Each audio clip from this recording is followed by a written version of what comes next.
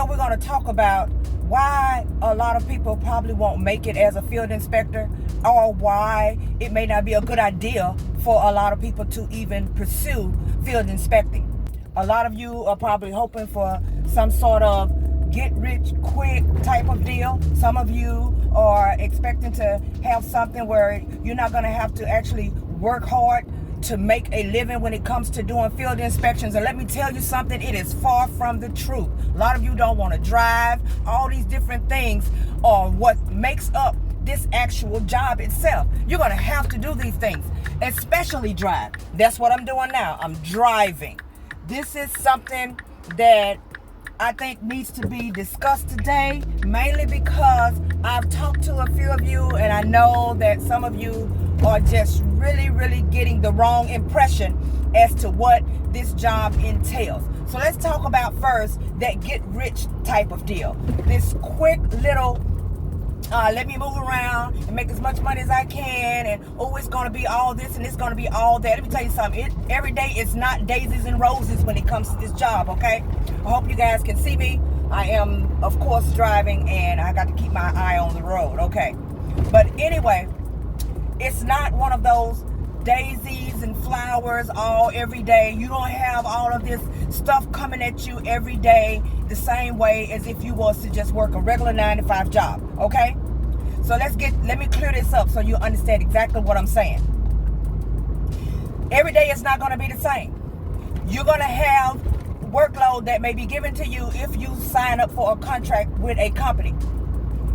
The workload may start to be lucrative. You have a lot of workload coming in. Let's suppose they give you a slew of work, and while you're setting those appointments, these people, you have to chase them. So while you're chasing these folks, you got days that are passing. So one day you may be able to get 5 or 6 inspections in that day. The next day you may not be able to get but 3, maybe 4 inspections in that day. There may be a day where you may not be able to get but 1 or 2 inspections in that day, even though you were intending on filling up your whole schedule with inspections for every single day of the week.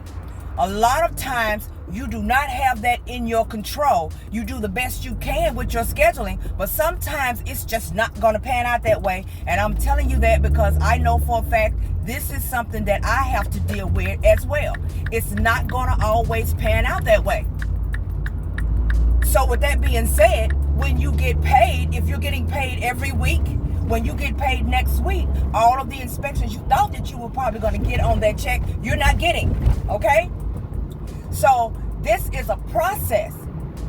You can't expect to earn a certain amount of money and expect to earn that certain amount every week. Okay, now on the other end of the spectrum, as far as that is concerned, let's say for instance, you're not getting all the workload, or you were getting it and all of a sudden you no longer are. Okay? The work is not going to always be the same. The inspections come pertaining to how often the inspections come pertaining to how often the commercial buildings or the homeowners either renew their policies or sign up for new policies. If that company that you're working for, who is your actual contracted business, if they're not receiving any type of any new clients coming in, then your work could possibly get low.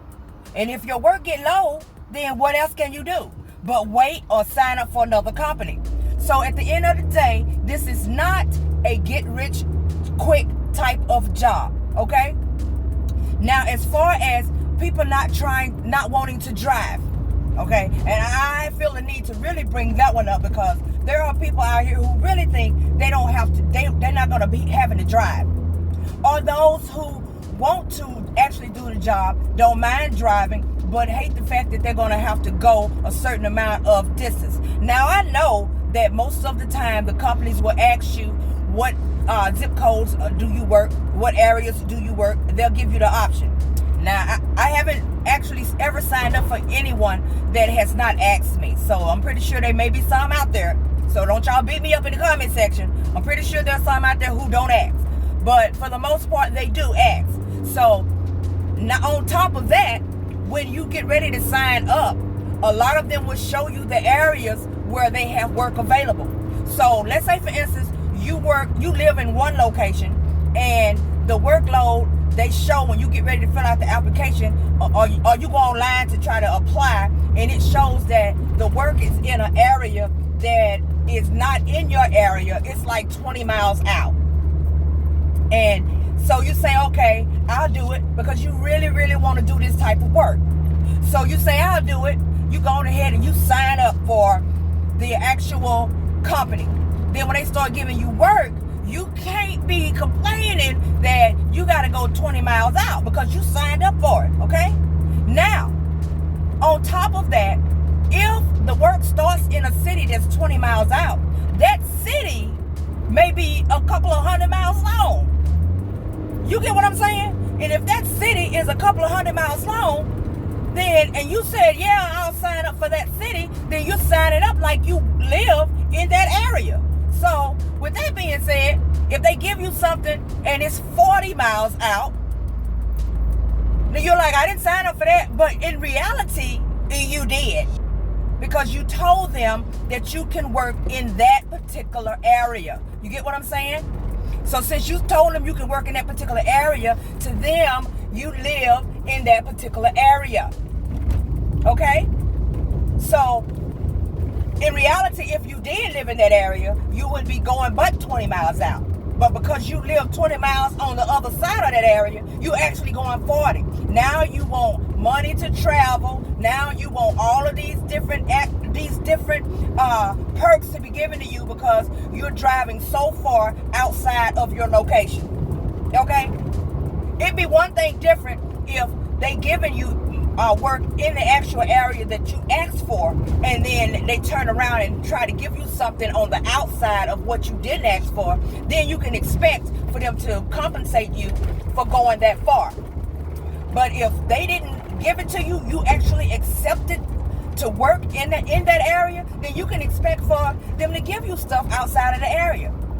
But now, on the other side of this, you have people who will actually want to do this job, and they really want to do it, but then they'll say it, because I've had them tell me, I don't want to drive. What that mean? What does it mean that you don't want to drive?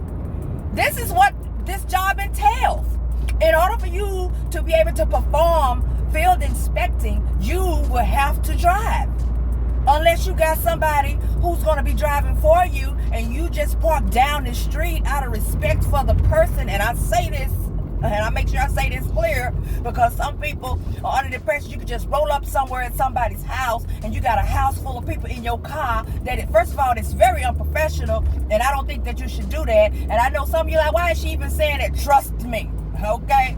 I've had people say stuff that I'm like, no, I don't think you need to be doing that, okay? You do not need to be driving up somewhere with everybody from your house inside of your car and pulling up at these people's location and jumping out, and you got everybody in the car. It looks very unprofessional, first off, for you to do that. You can't be making appointments for these people and then turning around and you sitting at home and sending someone else out to do your inspection. Like, where they do that at? Like, tell me though, where you think they do that at? For you to be the one who signed up for the job, okay? You signed up for the job. Somebody gave you work. You called these people. They have set an appointment with you. They're expecting to see this sweet talking, nice little gentle female show up, but this big buff guy shows up on the sidewalk talking about, hey, I'm coming to do your inspection. Like, where you come from? Now, if it was the other way around, and you were doing the work, and you done taught somebody how to probably put the paperwork in, because I see people are actually doing that, they tag teaming. If that's what you're doing, that's something different. But as far as just sending somebody out to do the workload for you, I mean, come on now. It's only some things that I think that would be common. Well, ain't gonna take that back. There are a lot of things that I know should be common sense. But some people are just under the impression that they just gonna abuse the system and just don't drive. No, if you sign up for this, be a responsible adult and take it upon yourself to know that you're going to have to drive. And it is what it is. You do whatever you got to do to get the job done. And let's talk about exchanging your time for money. See, some people are under the impression that they are strictly just now working for themselves. Now, don't get me wrong. Now, you're able to make your own schedule. You can do the whole 9 yards. You can set the days you want to work. And if you don't want to work those days, you don't have to set no schedule. It's completely up to you. But once you set them, you have to get out and go do the work. If you don't get out and go do the work, you don't get paid. So you are exchanging your time for money. No matter how you look at it, you are exchanging your actual time for money. And you can't be under the impression that this is not what's happening, because that's exactly what it is. The only difference between this and a 9-to-5 job is that on a 9-to-5 job, you have to go even on days you don't want to. And with this type of work, you don't. But you're still exchanging your time. Most of these companies have, in their system, it'll tell you clear as day that they expect you to be done called and set up your appointments by certain times or by certain amount of days and stuff like that. Okay, so that means that you are exchanging your time. You got to do it by the time they say get it done, or you're gonna be getting calls or emails. See, this job right here, it's not set up for everybody. If you are one of those people who think that you should be able to just do what you want to do whenever you want to do it, however you want to do it, and don't half do it, and don't waste your time with it. Don't waste their time and don't waste your time. I'm telling you, it'll be a waste of time. Keep your 9-to-5 job. For those of you who are needing any type of mentorship, you know what to do. My websites are in the link. Go right on ahead and click that. Sign up for mentorship. If you're wanting to be a part of the membership that is starting January the 6th, 2025, go ahead on and get yourself on the waiting list. This is for women who are like-minded, have all types of issues. It doesn't matter what it is. Kids at home, having problems, all these different things. We're going to come together as a community and support each other and help each other to grow and get to the next level.